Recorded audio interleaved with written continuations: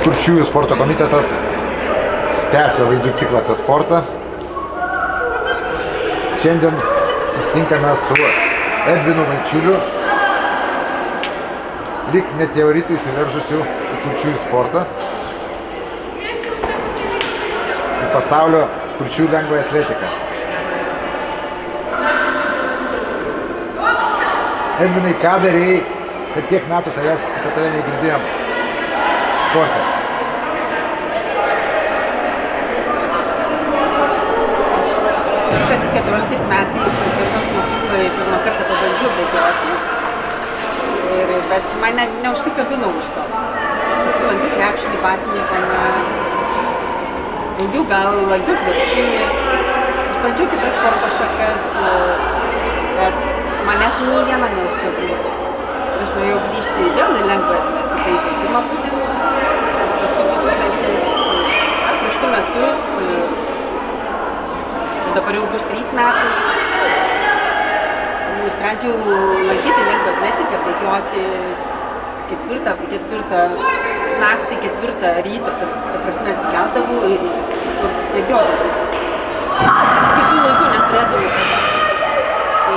Keldavausi rytais, bėgiodavau 4 ryto, mane pastebėjo vesti Daugėlaitė, kuri pabaigė treniruotę, tada treniruotės perėjo į kitą laiką, į 5 pietų. Tai čia ta paskatino turbūt tas projektas kažkoks Šermukščio klubo, kur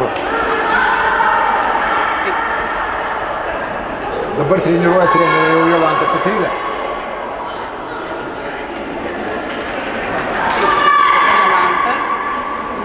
Paskui mane pradėjo treniruoti Jolantė.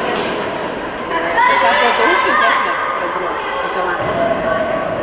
Buvai nusprendęs iš pradžių bėgti ilgus nuotolius, o paskiau teko persikvalifikuoti trumpesnius.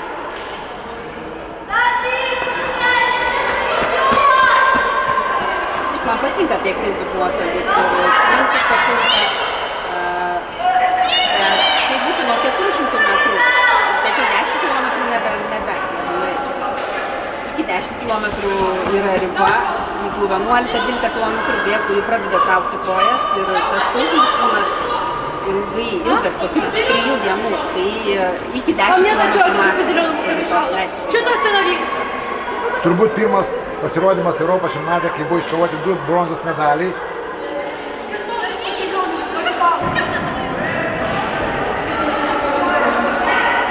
Turbūt padarė didelį įspūdį. Tau.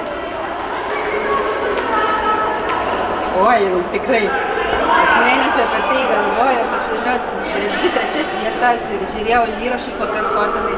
Man tai padarė labai didelį įspūdį ir aš negalėjau tikrai pamiršti, aš pats buvau sužavėtas. Tai turbūt paskatino dar toliau sportuoti aktyviai.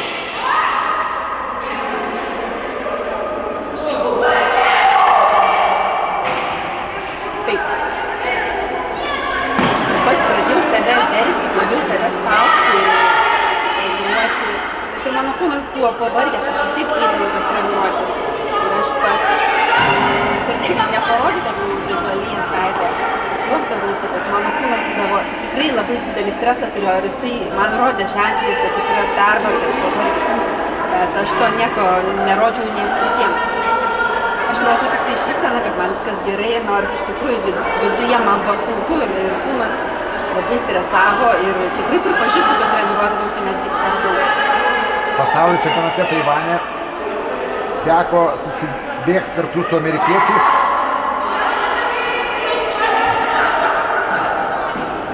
Koks įspūdis, kai bėga su juodavodžiais?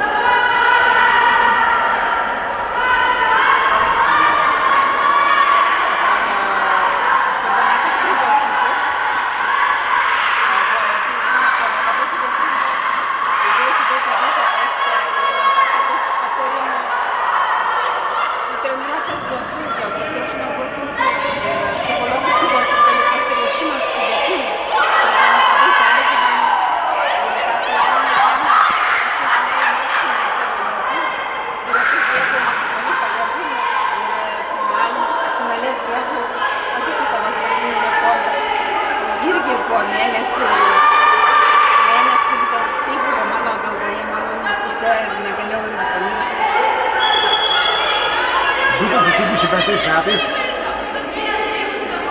Japonijoje vyks kurčiųjų sportininkų svajonė, olimpiada kurčiųjų.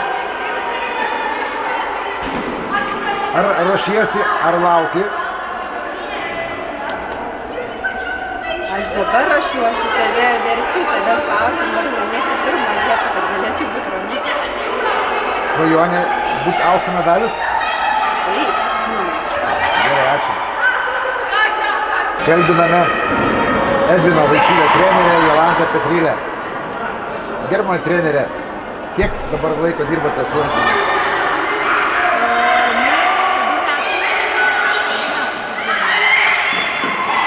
O pirmas įspūdis, kai pamatėte Edviną, koks buvo? Jo, prieš 2 metus Edvinas dar buvo visiškai berniukas, dabar jisai vyras.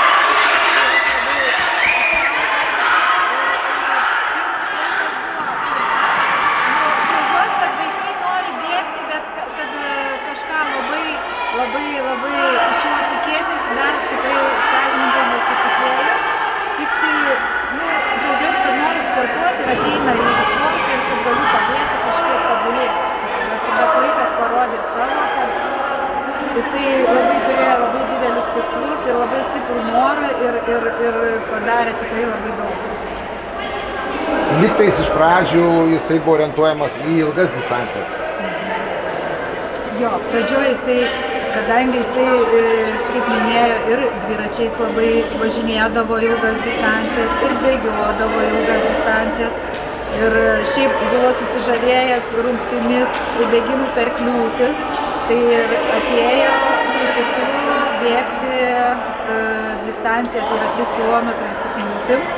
Tai mes pradžioj tą ir darėm, treniravomės ir bandėm dalyvauti varžybose ir pirmų startų labai jam neblogai sekėsi, jisai varžybose kartu su sveikaisiais užėmė tada 3. vietą ir labai gerai pasisekė. Tai jam aišku dar suteikė didesnės motyvacijos, bet laikui bėgant mes tiesiog, aš labiau supratau, kad jisai turi tą vadinamą ilgo sprinto duomenis ir todėl bandėm ir pusantro, iš pradžių 1500 metrų, o netgi vėliau, sakau, bandom ir 800. Tai pasiekoje tai ir parodė, kad visgi jo pagrindinė rungtis šiai dienai yra 800 metrų. Tai čia ir buvo klausimas, kokia dabar jo pagrindinė rungtis. Ar Edvino karjeroje matosi pažanga per tą laiką? Žinoma, labai matosi ir tai rodo patys rezultatai ir visos varžybos jo dalyvavimas, užimtos vietos aukštose varžybose ir